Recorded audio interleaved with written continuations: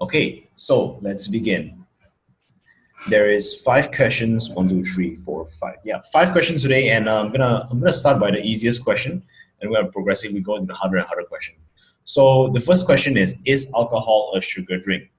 The answer is no. Alcohol is not a sugar drink. Is it a 0 calorie drink? It is not a 0 calorie drink, but it is also not a sugar drink. So, in terms of, there are certain kinds of alcohol drinks which is sugary, and there's certain kinds which is not so sugary. Sugary ones include like apple cider. Apple cider has added sugar on top of it, and it's sweet, right? So that's sugary. Things like, let's say, port wine, or basically alcoholic drinks which the sugar has not yet been completely digested by the yeast. Those drinks are sugary drinks. Alcoholic drinks, stuff like beer actually don't have sugar in there. It has carbs in there, but it doesn't have sugar in there. Like Guinness also don't have it. Wine doesn't have it. Whiskey definitely don't have it.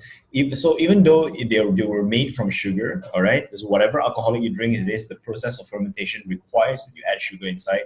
By the time it finishes fermentation, all the sugars are completely gone. So that's the reason why not all alcoholic drinks are sugary drinks. Hope that answers questions. So next one, I'm going to go into the next one. For protein and veggie with every meal, doesn't matter how it's cooked. For example, if it is sweet and sour chicken, some oyster fried veggie, does that matter? Okay, cool. So protein with every meal is separate from veggie with every meal. So if you want to have protein with every meal, have it, and veggie with every meal, have it. It really doesn't matter how it's cooked because we're not nitpicking on the methodology here. So if I say we're not nitpicking on perfection over here. So like if let's say if last I think 1 week or 2 week ago I mentioned that your siu yolk is also considered protein. Yeah. So if even if it is like fried chicken, I don't care. It's still protein because it matters more that there's protein than it is that how it's prepared. Okay. So oh, but by the way, a huge reason why is something very simple. Like if I take if I take chicken and I braid it with breadcrumbs, and I have a pan. I have a little bit of oil in there, and I pan fry it. And after that, I switch it over. I pan fry it on the other side, so that it becomes crispy. I use a lot less oil, but does it mean it's necessarily healthier than deep fried chicken? Mm, it doesn't necessarily mean it. If let's say the only way deep fried chicken will be more unhealthy than this is if the deep fried chicken uses some oil that has been recycled like 20 times. In terms of the calories, it's still the same because when you deep fry something, you take it out, you shake it, it's the same. So it strikes me as very funny why some people they go like, oh, it's okay, I pan fry it, and then they use a lot of oil, and they say that okay, deep fry is bad for you. So it doesn't make sense. So it doesn't matter how it's cooked. Sweet and sour chicken is basically deep fried first, and then after that, stir fried. Yeah, it is not the most healthiest of options, but you know what? It is still considered protein. Now, when you say oyster fried veggie, there's a difference between oyster fried veggie and oyster sauce fried veggie. Oyster sauce are actually pretty low in fat. If you just take a look at the nutrient information, it doesn't have a lot of fat, and it doesn't have like it does have a lot of artificial ingredients. You might see xanthan gum, you might see some thickening agent like lecithin and whatnot. Basically, edible chemicals, and that the only reason why those things are there is because they increase the thickness of the sauce.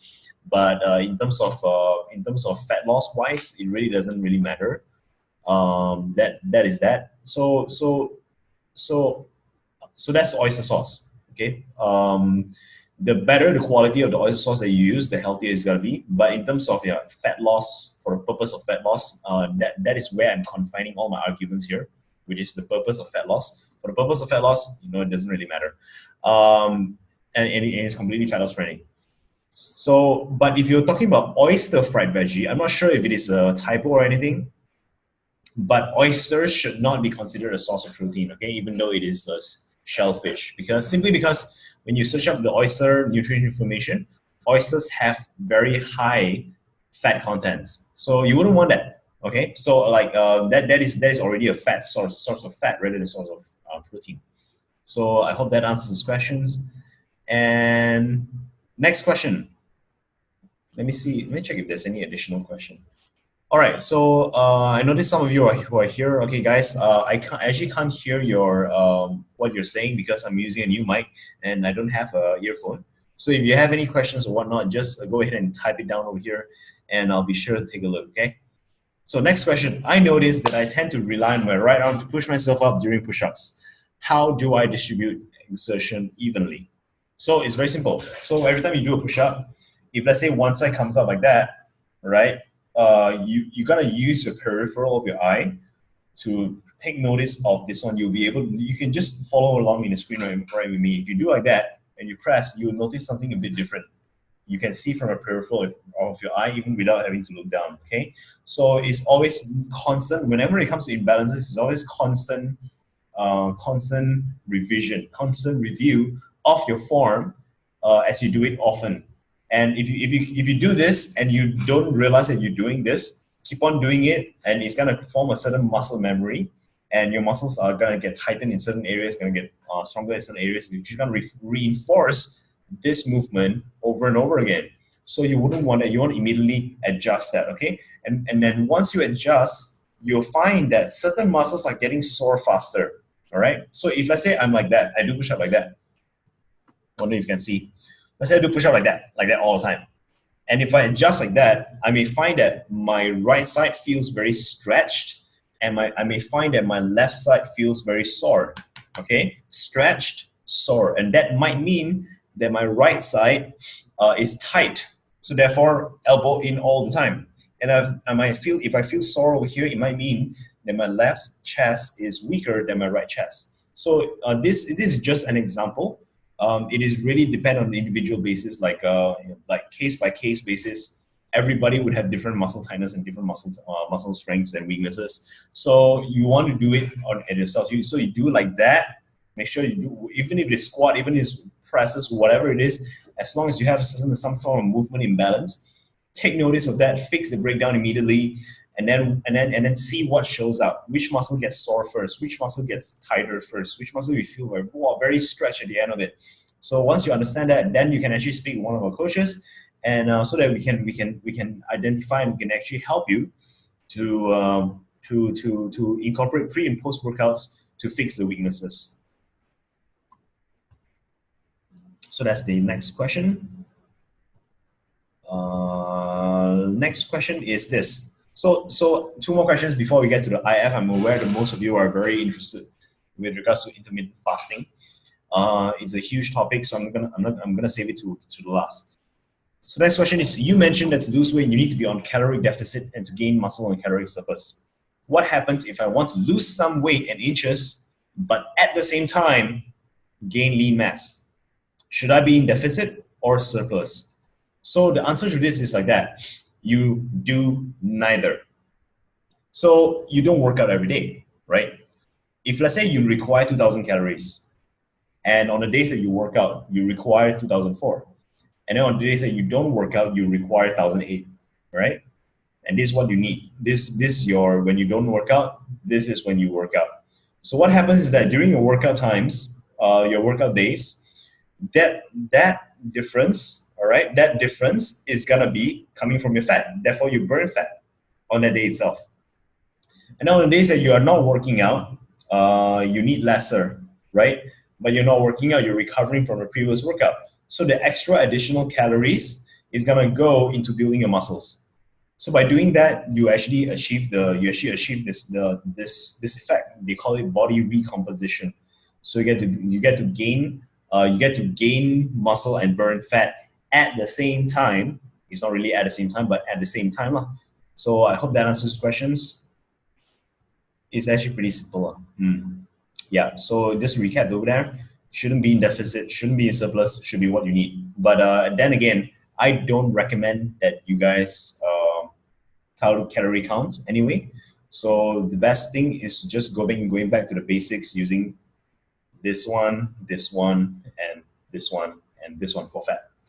All right, cool. So now, with that being said, let's just go into the meat of the thing. So, so I need to like really dissect this question over here for a while. Yeah. Whenever you guys are asking some question, how you can ask a good question is by actually avoiding questions which is yes or no, good or bad, can or cannot, healthy or unhealthy. Always remember that. So there's a flip chart that I have which is called 3D being equals 3D thinking. You are a three-dimensional creature. You're not a one-dimensional creature. So therefore, we think three-dimensionally. But a yes or no kind of question is actually like it's either this or this. But what about in between? You see, what about in between? So this and this is what you call binary thinking. Binary thinking is severely debilitating because that restricts your way of thinking into things that may or may not matter, like intermittent fasting. Honestly speaking, it really depends on a lot of factors. But if I say you go and ask like you should, like, can or cannot, or good or bad, then you're ignoring a lot of the factors. So let's not do that. Okay, what would be better than yes or no would be a spectrum. A spectrum is how good or how bad. Just like McDonald's, how good is McDonald's, rather how bad is McDonald's, or is it good or bad? I mean, obviously it's bad, but like there are times where even alcohol plays a role, i.e., when you're in a wedding or when you are, you want to celebrate with friends. Like, I mean, if I reach a new milestone in HB, I would definitely want to have alcohol, right? I would definitely want to enjoy a couple of drinks with my friends. So you got to think about in terms of spectrum. That's number one. And then once you got the spectrum down, how good or how bad something is, a two-dimensional way of thinking would be when is it good for? So like just now the example I used, alcohol, good for celebration, right? For some of you, you are using it for stress release. I can tell you a secret. I personally used to use it for a lot of stress relief. Not a very healthy choice, but basically you get the point. Okay, so move away from binary, start going to how. And then when you think about two-dimensional thinking, is how and when. How good is it? When? So during celebration, alcohol is very good. When I want something which is very high in carbs, then and also high in caffeine, then a frappuccino is fantastic, right? It fits the purpose. So when is it? But 3D thinking, which is the ultimate, is when and where. How, when, where. How good is it? When should I apply it? And where should I apply it at? So where in your fitness journey should you apply it for? So let's apply this mental framework into intermittent fasting. All right. So I hope you guys are following so far. If you guys are not following or getting confused, just go ahead and type in something so that I know you're confused, so that I can actually recap some things. Now, intermittent fasting has several protocols. The shortest protocol is 14-hour fasting, right? 14-hour fasting and how many is that? Uh, 10 hours 10 hours feasting. So that is one. Another protocol, which is the most widely used protocol, which is popularized by Lean Gains, Martin Burkhan, is 16-hour fasting, 8-hour eating. There's also 18 hours and there's also 20 hours. And then there's also fasting for 2 days of 7 days a week. So out of the 7 days of a week, there are some protocols that calls for 2 days not eating anything at all and 5 days eating. So from here, let's apply yes or no. So to answer yes or no, it depends, right? To answer how good or how bad, well, it also depends. To answer it in terms of like when, well, or where, I think this kind of question is most suited for where in your journey are you at. So the person who popularized Lean Gains, which is 16-hour fasting window and 8 hours eating, I need to share something with you guys about him. he admitted himself, he actually wrote in his blog post that he is someone who grew up not wanting to have breakfast. He hated breakfast. He really don't like it, you see. And he always felt very weird because he felt that he was being forced to eat breakfast all the time because it's the most important meal of the day. So one day he decided that, okay, I am not gonna do this anymore. I'm just gonna like skip it. And he felt, hey, I'm alive. How can that be? And then it became a habit for him. And after a while, he's like, he's losing fat, gaining muscle, and everything that people kept telling him not to do. Everything that people tell him to be careful for when it comes to not having breakfast, he didn't experience it. So he go and did all the research. He read study after study after study after study, and he finally figured out that, hey, you know what? We humans actually don't eat breakfast. And he wrote a lot of things about that you can most definitely search and read up. Lean Gains, fantastic place. But yeah, so for him, intermittent fasting with a 8-hour feeding window works very well because he never wanted to have breakfast anyway, and then whenever he had breakfast, he felt like he himself like gaining weight and gaining fat. So what does intermittent fasting depend on?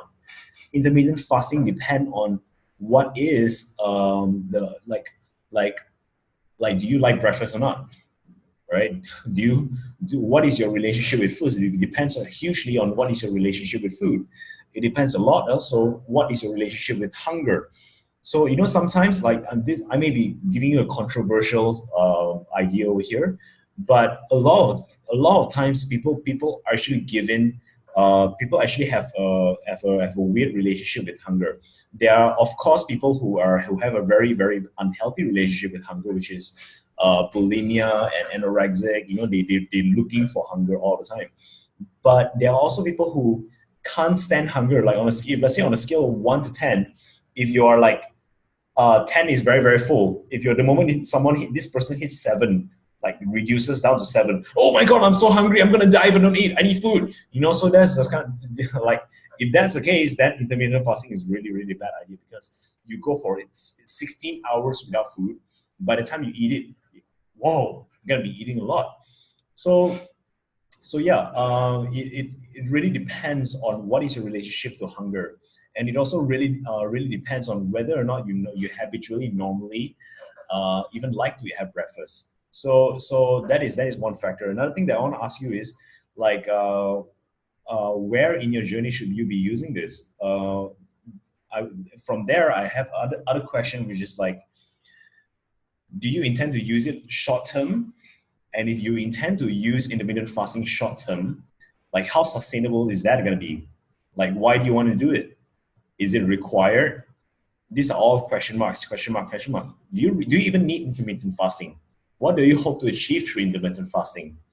Is intermittent fasting really the easiest way for you to manage your nutrition? And what if it fails? What if you go in there and then after that, your appetite and your hunger gets also all just so disrupted? But what I'm trying to say is, a lot of people over the decades have gotten into very, very good shape without needing intermittent fasting. So yay or nay, that's not a question that can actually be answered. When can you use it? Yeah, well, I propose anytime. You can use it anytime. Where can you use it? You can use it wherever. But the only question is, do you want to use it? Do you see yourself doing it for the rest of your life? Or do you see yourself as doing something like this for just like 1 month or 2 months? And if you think you're going to be doing this for just 1 or 2 months, forget about it. If you feel yourself, okay, the maximum I can stretch is 6 months, not going to work, right? If you want to give it a try, go ahead. Because it's good. It's a good idea to always give things a try. What is not so good is to completely subscribe to it, believing that that's the only way. So I'm very worried about answering yes or no, precisely because of that reason. So feel free to experiment. I love experimentation. Recently, I think over the past few months, I have been doing accidental intermittent fasting. Why do I mean? Because I wake up in the morning and I didn't. I have my coffee and I just don't feel like eating, and then I would have my first meal around 2 or 3 p.m. in the afternoon, and I would have my last meal around 7, and it worked well for a few months, until recently our workload increased. I needed to do all this. We need to launch a 12 weeks coaching program and all these things. So my workload suddenly increased so much, and suddenly I work all the way until like 1 a.m., 2 a.m. in the morning. I do all this kind of stuff, and then that threw my entire schedule, my entire biological clock into all over the place. So recently, I started eating breakfast again. But if I had the mentality that intermittent fasting, like I shouldn't eat breakfast, then it's gonna put a stress on me in my relationship with food, in my relationship with fitness. And then the idea of taking care of my food has become another source of stress rather than something that I can look forward to. So I hope that answers the question. Now, if that doesn't answer the question, please let me know. Sometimes I waffle, and yeah, and I would really like to make sure that whatever it is that I share with you guys, it is useful, it is impactful, it is of high value. Because if it's not of high value, then I really need to look at myself and restructure the way I say things. So, but if you do want to do intermittent fasting, here's some of the things that can help a lot. Okay, so the first things first is that people who are going on intermittent fasting, unless naturally they hate breakfast, okay, they don't like eating in the morning, people tend to get hungry very, very fast, very, very soon. What people normally use to manage the hunger is through caffeine. So have green tea, have black coffee without sugar. You got to be very, very careful not to have any form of like high GI stuff, because high glycemic index meals will produce, like, basically sugar, glucose, carbs, whatever it is. It's gonna spike your insulin up, and when your insulin goes up, goes up fast. It's gonna come down very, very fast. And when it comes down very, very fast, another hormone called ghrelin, okay, ghrelin, think of it as gremlins. Ghrelin comes into play. The faster insulin goes down, the faster ghrelin goes up, and ghrelin is your hunger hormone. So sugary stuff makes you get hungry very fast and very, very quickly. So to manage your hunger, number one, really like have your caffeine early in the morning. Second thing is stay away from high GI food except in the evening. And people typically break their fast. The third thing is, even though you're on intermittent fasting, it doesn't mean you're eating more. It doesn't mean that you're eating the same amount of portion. So what is actually causing the weight loss is basically this. If, let's say, you eat 3 meals a day, and you suddenly cut out 1 meal, all right? You don't increase the other meals to compensate for the 1 meal which is lost. That will automatically really minimize the amount of results that you're going to get through intermittent fasting. So what not normally works is that people actually cut off that 1 meal, but they maintain the other 2 meals the exact same way, and the missing calories from there will do the work of causing you to burn calories from your fat. So they will normally break their fast around, let's say, 1 or 2 p.m. in the afternoon, and they will break it with high vegetables, lots of vegetables, some protein, a little bit of amount of carbs. Why? Simply because when you have those things, you get to manage your hunger better. You're going to be craving for carbs. But if you have your carbs at that point in time, that's going to spike your blood sugar. Like your blood sugar is already this low, right? And then when you suddenly increase the blood sugar up, your insulin is forced to respond to that by all the way up. And if, let's say, you have your lunch by 1 p.m., then by 3 or 4 p.m., you're gonna get hungry all over again, and you're gonna eat more, and you're gonna and then what's it gonna feel like? Simply because I went through it before, what's it gonna feel like is I need food. You actually don't need food. It's just the sugar talking. And then in the evening, then only you have your carbs, a little bit of protein, a little bit less of vegetables, and that's how people normally do intermittent fasting. So so once again, let me recap. I recommend intermittent fasting for people who have a strong relationship with hunger. They're very comfortable with hunger. and they want, that's criteria number one. Number two is that they want to burn fat. Okay, in terms of building muscle, I see no reason why you should do it if you don't like it. And number three is for people who maybe habitually they don't eat breakfast anyway. Cool. So these are the three criteria. When can you use it? It's actually any time, any day. It's actually more about detaching yourself from rules. Okay, I mentioned it so many times before. Your fitness cannot be governed by rules. The more rules you have in your fitness life, the more stressed you become about it, the less consistent you will be. So use it whenever you can't find breakfast. Oh, I'm gonna do intermittent fasting right now. It's nothing wrong with that. Okay, you don't necessarily have to go on intermittent like to go skip breakfast for 2 weeks in order to consider yourself doing intermittent fasting. So it happens. It should happen more or less like unconsciously. So that's when you do it. And the last one is actually um, like how good is it? It's good when, let's say, uh, if let's say you fulfill the first three criteria which I mentioned just now, and you really want to burn fat fast, and you just want to like skip one meal to make it happen, yeah, go ahead by all means. But it is really not a necessity. So again, I got nothing against intermittent fasting. I neither recommend nor advise against it. I myself use it from time to time, and yeah, so you can do it whenever you want. Now, what I propose as an alternative is to be completely free from all of these things, from all diets, all protocols, and just find a habit that works for you. Okay, like ask yourself what time of the day can you be most consistent at, right? Because if let's say you are used to eating breakfast, and you suddenly skip breakfast, your lunch is gonna feel especially hungry. You're gonna feel a lot more hungry for that. If let's say you normally don't have breakfast and you force yourself to have breakfast, it's gonna play havoc. Whatever it is that you do, just remember this: any changes that you do for your body or your diet or your lifestyle, it's gonna take some time before your body adapts to that, before you adapt to that psychologically, and before your schedule adapts to that. Whatever change that you put in, you actually have to create systems in place to make sure that you're able to do the habit consistently. So it is not a good idea. What I do recommend is, what I recommend against is I also want to say it's not a good idea for you to hop onto one protocol and then hop to another protocol, and then after about 1 month you hop to another protocol, because that is the very definition of being attached to the outcome. That means you're already relying on an outcome, on seeing results to keep you going.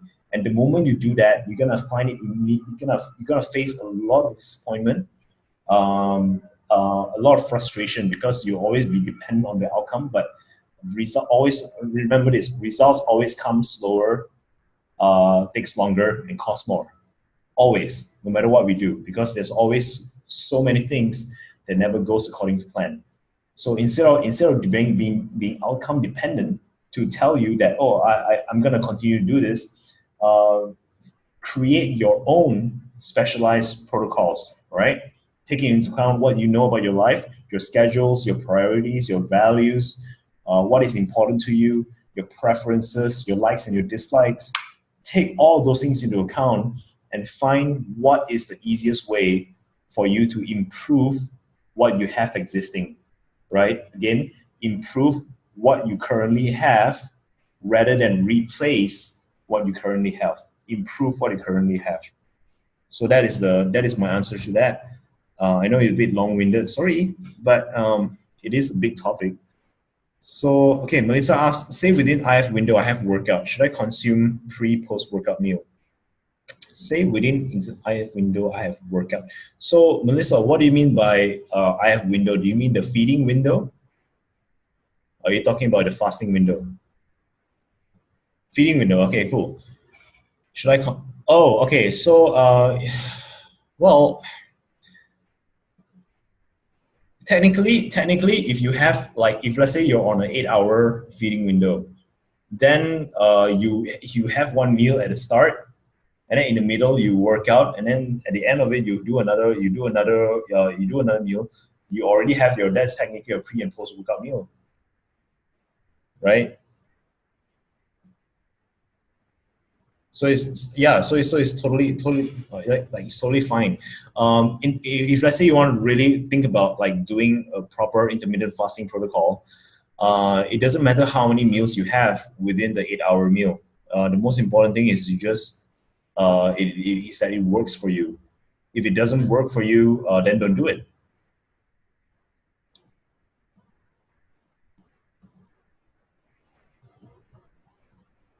Okay, cool. I'm glad that answers your question. Uh, what else can I add on to this? Yeah, I'm just gonna reiterate this one thing. Always, always, always, always, always.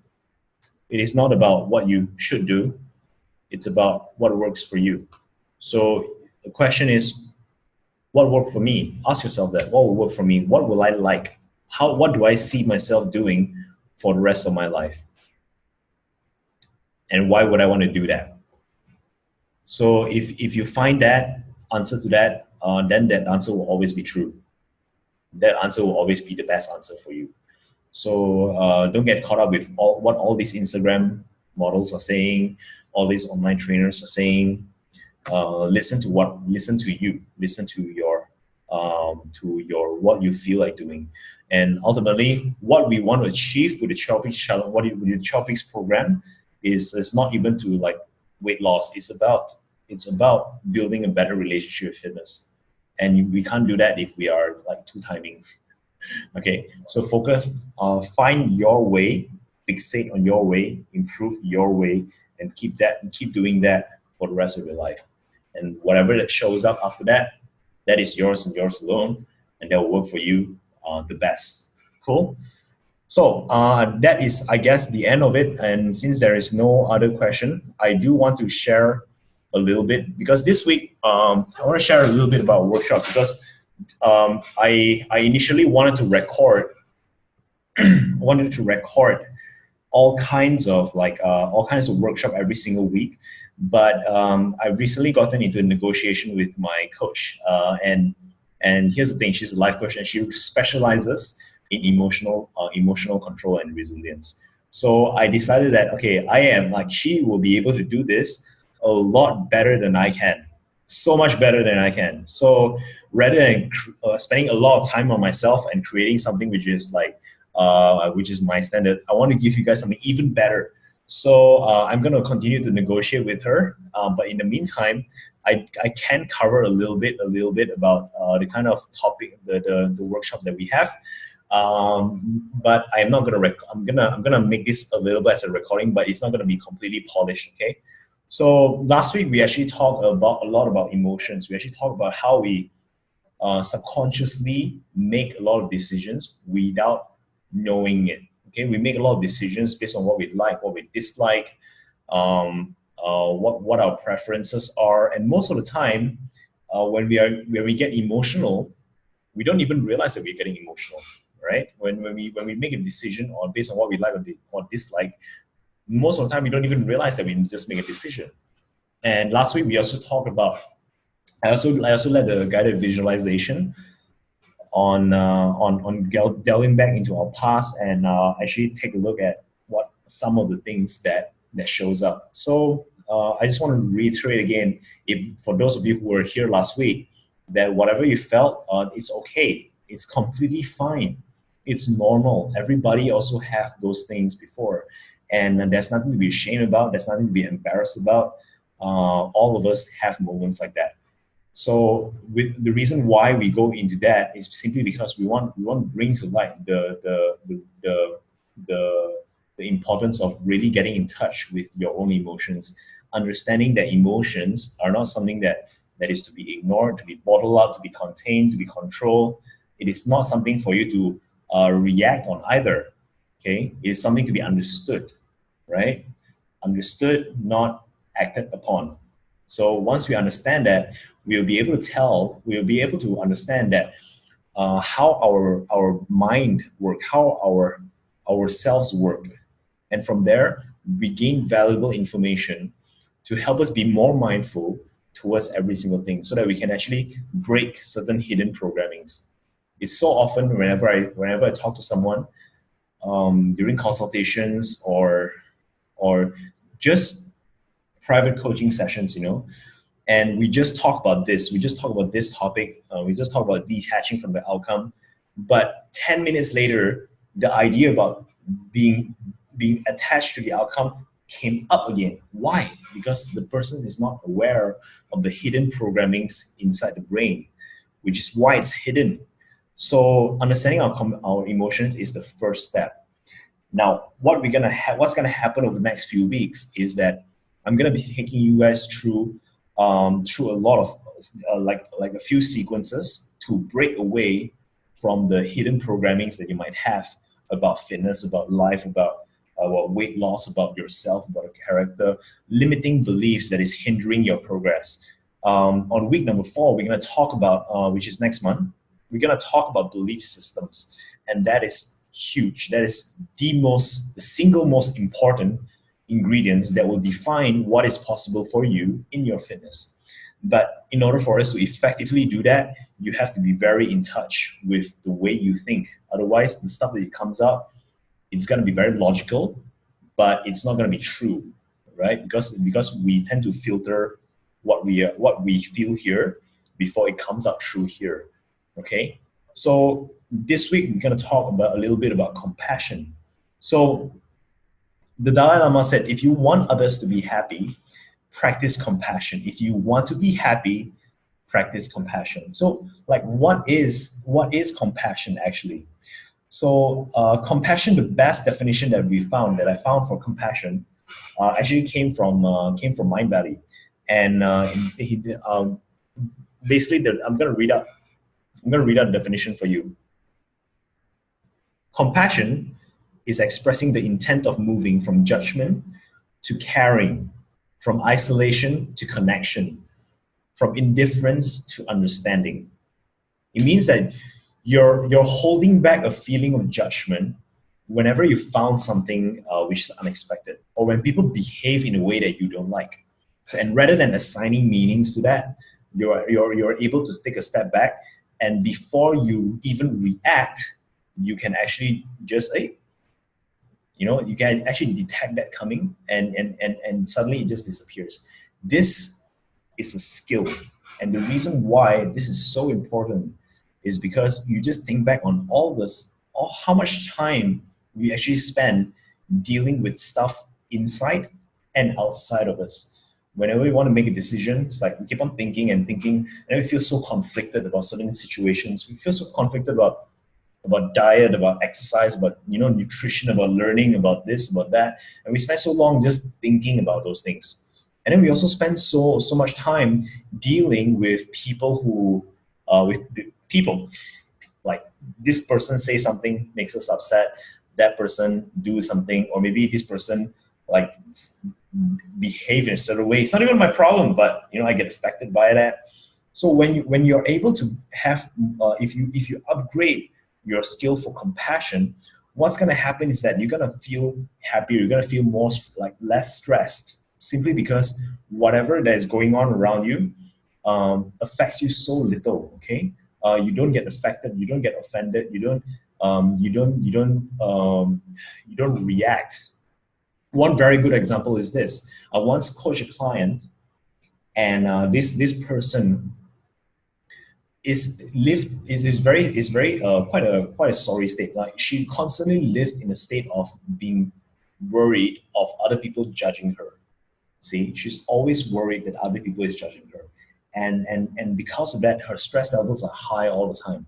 Because the stress levels are high all the time, she always reach out to food all the time.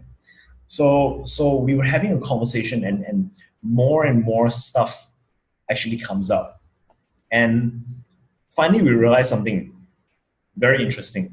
The moment we made the realization, her addiction to chocolate kind of like stopped within 1 week. The realization was this: The reason why she lives in constant worry and like anxiety of being judged by others is because she casts judgment to everyone around her.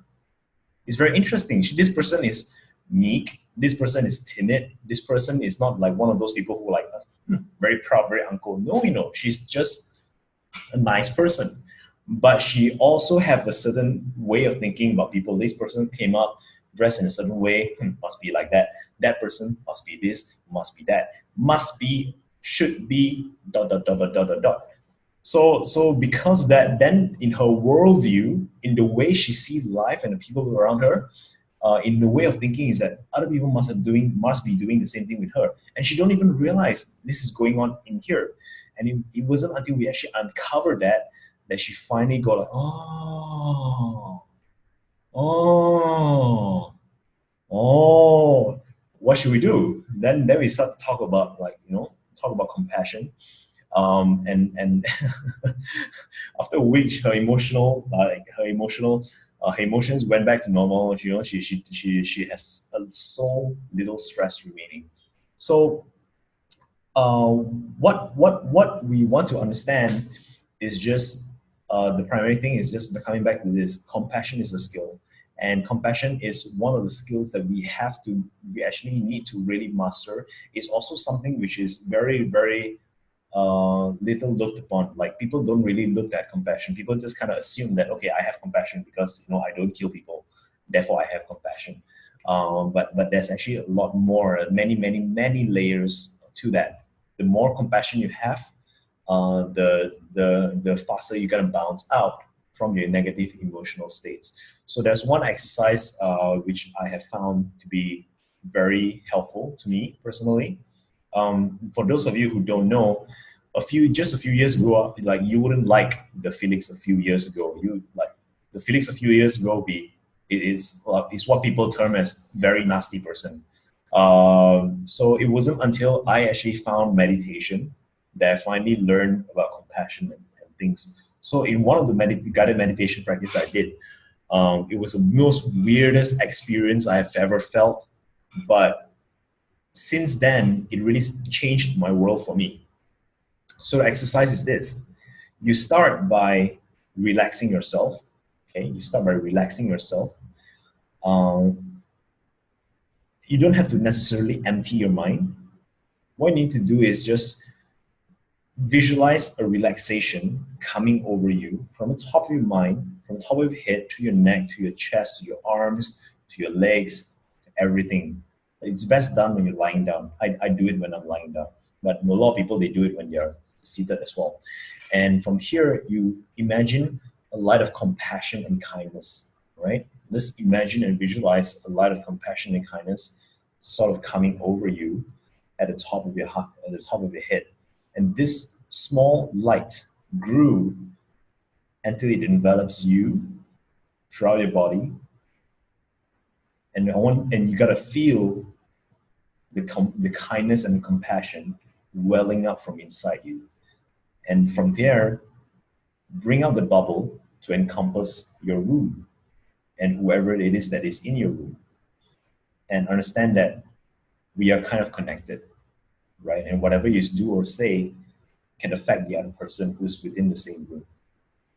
And then you bring this light of compassion to envelop your entire house, right? The light of compassion enveloping your house and everyone who is inside it.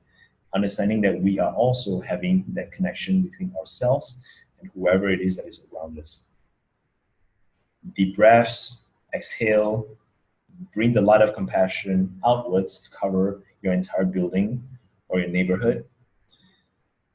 Understanding that we are somewhat connected at a certain level. Inhale, exhale, bring the light of compassion to cover your state or your region or your district. Inhale, exhale, let the light of compassion cover your country and everyone within this country. Feel the people within the same country. Inhale, exhale, see the light of compassion covering the whole globe, and understand that we are connected to each other and we are all one, and we are all in the same planet. So that portion, the first time I went through that was so mind-boggling. It's so weird, but I went through that anyway, and after many sessions, about a year later on, then I finally found like what is like compassion. So yeah, it is not something which is easy. So how do you know? How do you know if you need to work on that compassion? Uh, well, if let's say we live in constant state of worry about what other people are thinking about us, that might be an indicator. If we constantly live in a state of stress, that might be an indicator. Think of a mom, right? Think of a mom with like maybe like picture that single mom with three kids of varying ages, like all three of them all having different obstacles and different problems and different complaints day in day out. The youngest one like the middle one running all over the place, the youngest one like always crying because getting bullied by the elder one, all those things. And imagine that figure, that motherly figure, who's always just very centered. Like, it's okay, no problem, it's okay, no problem. No, no, no, no. Like, become that superwoman. Okay. I've actually met quite a number of people who are like that. And the one person who I met who has the most amount of this quality, I would say, is a friend named Anne. And Anne is the founder of Dreamers International School. Like her kids, right? Her children, her school children. She's the principal over there. Her school children, wow, amazing. One of them is 7 years old, and she has a business in Bali. 7 years old, and she sells tea to cafes in Bali, and all these children grew up in a fantastic, like really great environment. And she's the most compassionate person I can find. Whatever it is that happens around her, she is that oasis of calm and serenity. Very, very calm. So it's really, really very amazing. So yeah, that is what I want to share about compassion. And let me see if there's anything else. Oh yeah. So there are a few points about compassion that I want to raise up. Compassion is about last. I'm just gonna close this off with just this. Compassion is about being aware of and acknowledging and declaring our emotions. That means understand having compassion to yourself and others, understanding that whatever it is that we feel, there's nothing wrong with that. Whatever it is that we feel is something that probably we should take a look. And whatever it is that we feel, it is completely okay. And it's just a time for us to acknowledge how we feel and declaring, naming those emotions. Compassion is also about having empathy towards self and others. It's all about understanding how we think. It's about feeling how we feel and feeling what how other people are feeling and caring about that, and not to be too hard on ourselves. And it's also about self-love and self-care. I think this is also something which I recently just learned. Self-love is not selfish, right? Self-care is also not selfish. You can only serve others. You can only serve people from a full cup. Before you can take care of other people, you must first take care of yourself.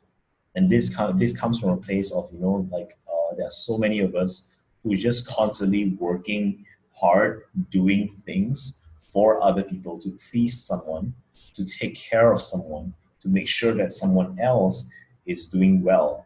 But when was the last time we actually take a look at how we care for ourselves? Okay.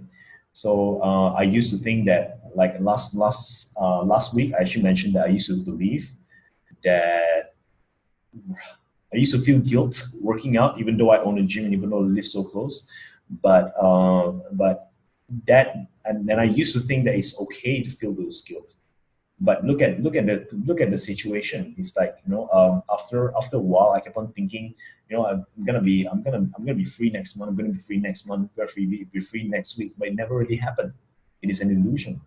Having compassion to ourselves makes it so that, yeah, I deserve something. I deserve self-love. I deserve to take care of myself, right? I deserve to be financially free. I deserve to be chronologically free. I deserve to have time for myself. I understand that no one's gonna give me time to take care of myself unless I fight for my time. That's self-compassion.